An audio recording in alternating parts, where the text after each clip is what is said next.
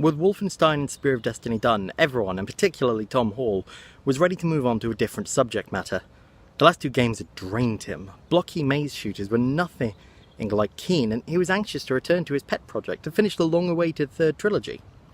Carmack, to his delight, seemed to go along with the idea. He even described how great it would be to see the Yorps dancing around in 3 dimensions. To Tom's dismay, the keen 3D idea didn't go far. Carmack's technology was too fast and too brutal for another kid's game. They all said it. Tom looked to Romero, his friend and sidekick, but even he clearly didn't want to go for another Commander Keen game. The computer bit in Romero's head switched off for it. It wasn't surprising. Wolfenstein, after all, had originated with Romero, and clearly he preferred its gore to the cutesiness of Keen. Tom knew how Adrian felt, and even Carmack, who'd once shown interest in Keen 3D, had moved on to other idea. Something about as far removed from Keen as possible. Demons. I mean, Carmack had a long history with demons. There were the demons from Catholic school, the demons Romero had summoned in the Dungeons & Dragons game, the demons who destroyed that whole world. Now it's time to make another appearance. Here was this amazing new technology, so why not do a game about demons versus technology? Carmack said, where the player is using a high-tech weapons to defeat beasts from hell. Romero loved the idea. It was something no one had done before. Kevin and Adrian agreed, snickering at potential for sick, twisted art, something in the spirit of their favourite B-movie, The Evil Dead 2. In fact, they all agreed that was what the game would be like, a cross between Evil Dead and Aliens. Horror and hell, blood and science. All they needed was a title. Carmack had the idea. It was taken from The Colour of Money, the 1986 Martin Scorsese film, in which Tom Cruise played a brash young pool hustler.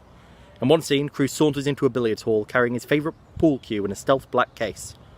"What you got there?" another player asks. Cruise smiles devilishly, because he knows what fate he is about to spring upon this player. Just as Carmack thought id had once sprung upon Softdisk, and, as with the next game, they might spring upon the world. "In here," Cruise replies, flipping open the case. Doom.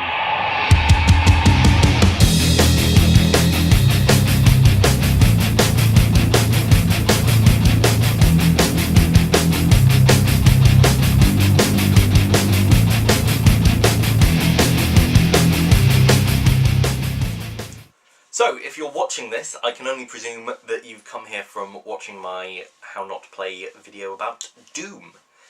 In that case, welcome, and we're going to go with a book that I shouldn't need to explain why I'm linking it to Doom. Masters of Doom by David Kushner. If you do need that explanation, this book is essentially the history behind John Romero and John Carmack getting together, making Doom, and then what they did in a couple of years afterwards. So, it's non-fiction. I don't know how to review non-fiction because it's not fictional. I can't say that this is unrealistic or that this doesn't seem like how reality works because it's how reality works. It's still written in the narrative style though. It's not just a list of facts. It does follow through the story, and it is compelling to read. That's what I wasn't expecting.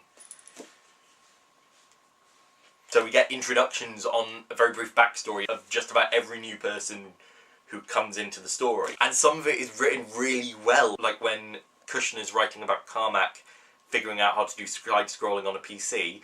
I was so pumped for that bit. It was written really well. It really kept my focus on it. I actually almost missed going to work because of it. I'd like to talk about the stuff I already knew going into this book, mostly just to show off, but also because some of it formed like interesting foreshadowing for people who sort of knew the bare roots of this. So the first thing is they have a lot of references and explanations to how D&D is played.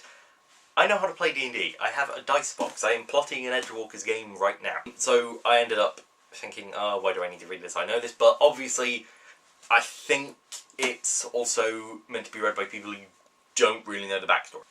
So the book starts with when the two Johns are kids, and it goes into how computers were kind of hard to get a hold of. You had to go to IT labs, and that made me feel really young, because I'm part of the generation where that is no longer the case. There are a couple of references which wouldn't mean anything if you're just reading the book and you don't know much about video games, you just want to learn a bit. But if you do know about them, there's some pretty funny moments, like when they call Bungie a little company. foreshadowing for the fact that they are going to go on to do Halo and Destiny. Then there's one thing that I knew, but I didn't know all the details. They talk about the development of Daikatana. Now, you probably know about this advert. What I didn't know was that Romero wasn't 100% sure it was a good idea. The chapter actually goes on that when he saw it, his first reaction was, I don't know if we should do this. And then his marketing guy convinced him to do it. Then there were a couple of things that I had seen before I read this, and actually had the context for now. They reference a Penny Arcade strip. I don't know if you've seen it. Romero's talking about how, I'm good for it, I'm good for it. I made Doom. You guys remember Doom, right? And then you've got Gabe and Tycho saying, nice try, no game, no hot dog. That's just written as a comic strip. That's just told it was a comic strip at the time. And of course, I knew that as Penny Arcade. And I don't know, I feel like Penny Arcade are relatively famous now. Another interesting bit of foreshadowing is when they talk about Adrian Carmack, who did most of the art assets for Doom. They're talking about how he's getting really bored of doing Commander Keen. He doesn't like drawing cute things, and he wants to draw something that's got blood and guts and gore. And obviously, because from the title, we know where this is going. It's great. And then one last thing, Gabe Newell. I only learned this recently, I'll admit, but I felt it should have been mentioned that Gabe Newell was one of the guys who ported Doom for Microsoft. And that's what got him into game design, and that's what got him into Half-Life, and started him developing with Half-Life and Valve. And that's not mentioned, even though they talk about Half-Life being one of the major competitors to Quake and Daikatana. I don't know, like I said, I only learned that recently. Already touched on the writing style a bit, and that we get backgrounds for each character, so we're not completely taken aback. It is almost like a documentary. God, I am terrible at book reviews. There's some really surprising stuff in there, like Adrian Carmack used to work in an A&E ward, and he used some of the really horrible pictures that he had to copy for work as reference to stuff, which was slightly twisted. I've briefly mentioned how Kushner writes about Carmack discovering how to make a side-scroll. The way that's written is probably my favourite bit in the book, because it feels like we're getting an insight into how Carmack is thinking while he's doing it. And that's the thing, I have always had side-scrolls on my PC. Back when I had an old-ass computer, I would always think, well, side-scrollers are the easiest ones to run. So back before I got my marginally better computer, all I was really playing was PC ports of Sonic. So it was interesting for me finding out that side-scrolling was really hard, and that Carmack kind of paved the way for making sure that PCs could catch up with gaming consoles that had specialised hardware. It's built up as a big deal, and then we get a bit later where we find out just how big of a deal when Tom Hall just sort of comments, hey, couldn't we make Super Mario? And then they try to port it to Nintendo and it doesn't work, which is somewhat disappointing. One other thing I really liked in how it's paced is we get a couple of pages that describing all the furore around video game violence and stuff. And they talk about a bunch of people saying video games aren't really violent. The immediate paragraph after all of this, and after the Senate stuff has died down, the following week, Doom 2 was released. And then following that, there's a load of stories about people not being able to do work at uni or their jobs because they are just playing Doom. And it's slightly creepy how it's written, because they describe Doom as almost transformative, almost supernatural, and it was mildly unsettling. The way Kushner writes, there's also some really funny moments. I don't know if you guys have seen this old video that Bill Gates did for a conference that was trying to get people to take Windows seriously as a gaming platform. And essentially how Kushner describes this scene is there's a bunch of people talking about stuff, and then Bill Gates just asks the guy directing the video, what do you want me to do? And that's when he took out the shotgun. I've mentioned that this book makes me feel really heckin' young. I was not born when Doom came out, let's remember that. We're gonna talk about what video games were like in the past and how that has changed now, because I think that was kind of interesting. A lot of game developers sounded like they were just messing about. Like, the Apple II was priced at $666.66. There seem to be a lot more links as games as actual training programs than there are today, despite simulators being more realistic, I'd reckon. Early in the book, they talk about Romero got a job while he was still a teenager, programming simulators for military combat stuff. There's some stuff that I found just weird. Like, you could get hobby magazines that would just have the code of the games in it, and you had to put it in yourself, and that would get it to run on your computer. I found that bizarre. I actually kind of want to check online, see if there is anything like that now. And then the last thing, which a lot of people already know, but I didn't know, Doom was the first deathmatch. There's one part in the book when they're beta testing this, and that was when I realised, oh holy shit, this is the first time people have done a deathmatch. And then from that, it seems like John Romero invented gaming trash talk, which has now been adopted by every 12-year-old on the planet. Thanks, Romero. Last thing that surprised me was the speed between Doom and Doom 2 coming out was, I think, a little less than a year. And then that's kind of incredible to me when you look at... Oh, I'm trying to think of an example off the top of my head, but there are some games where the sequel doesn't come out for years later. There's a couple of practices which I find it interesting that they seem to have gone and then come back around. One of which would have been episodic gaming. Doom released episode 1 as freeware and then said, hey, if you like this and want to buy the others, just send us some money and we'll send you a disc with the other ones over. And that's kind of what happens today. We have, like a lot of Telltale games and stuff, they'll release the first episode and then be like, if you like that, we've got the others. The difference is that Doom seems to have everything out, and modern episodic games don't, which bugs me a little. So, I'm a little concerned about whether I should do this, but I want to talk about how the characters... They're not characters, they're real people. I want to talk about how the Johns and other people are portrayed in the book.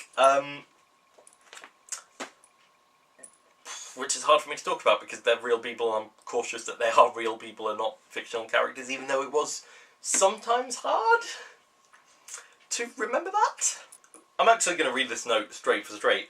John Carmack is DM Goals. He did so much plotting and planning with a lot of his RPGs that he ran with friends, and I kind of really want to do that, and I kind of really want to be doing that. I'm trying to get multiple parties to have some interaction on each other at the moment. The two Johns are both very enthusiastic about work, but it's very clear that they're enthusiastic and they apply themselves in different ways. Carmack does a lot more planning, a lot more managing, and Romero just sort of tries to get everyone motivated to do stuff himself. Later on we do see the differences where Carmack wants to make games, Romero kind of wants to be famous for making games. It's that struggle that I think everyone has. You spend a bit too much time focusing on how great it's going to be when you do this, but you don't focus on all the steps you need. Now, I was sort of fully expecting there to be like a huge falling out. That was always what I'd assumed it was whenever I'd heard about it.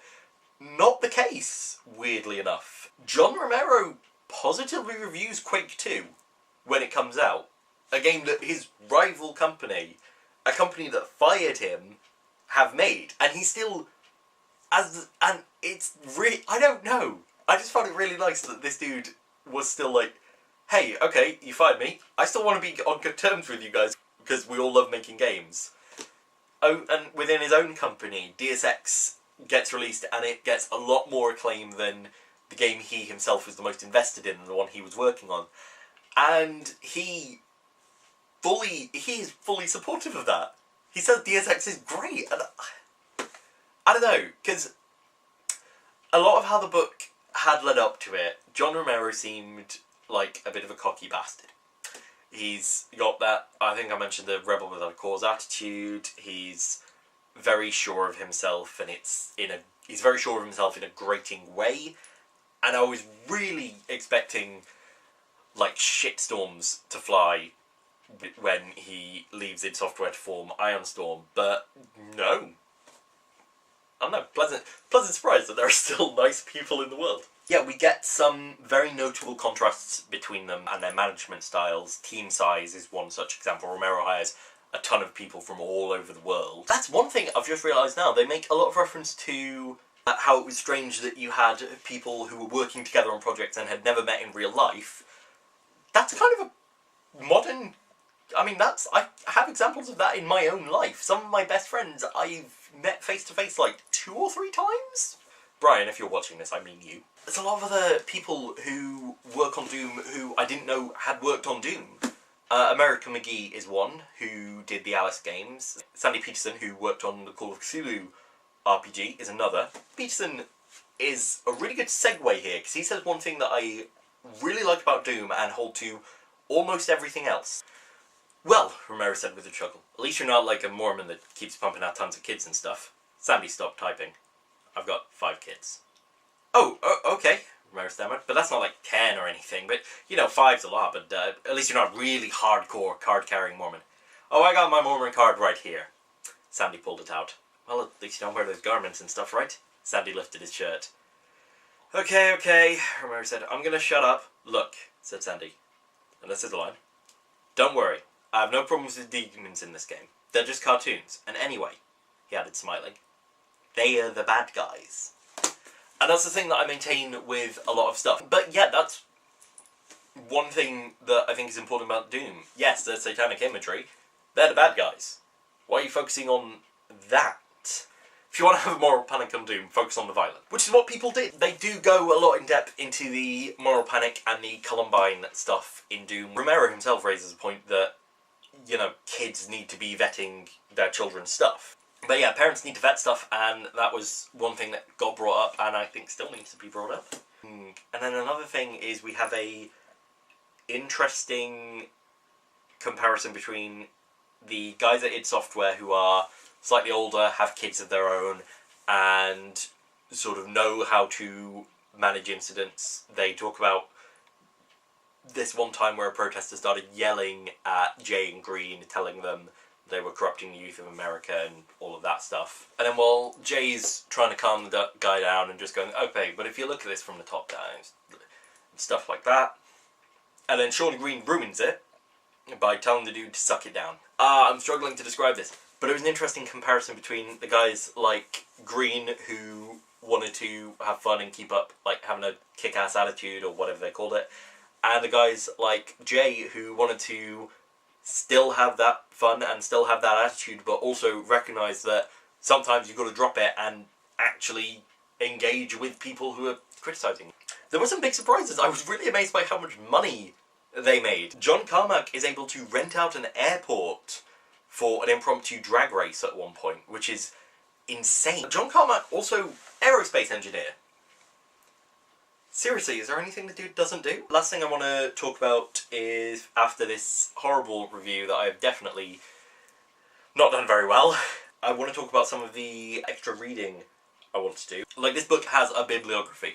One book would be Hackers Who Changed the World, and the other thing is all the negative response to Daikatana. That just makes me want to play it way more. Anyway, that's all I've got to say, so I hope you enjoyed this review. If you want to watch the episode of How Not to Play, where I play Doom, that should be on the right somewhere. And I hope you have a really nice evening.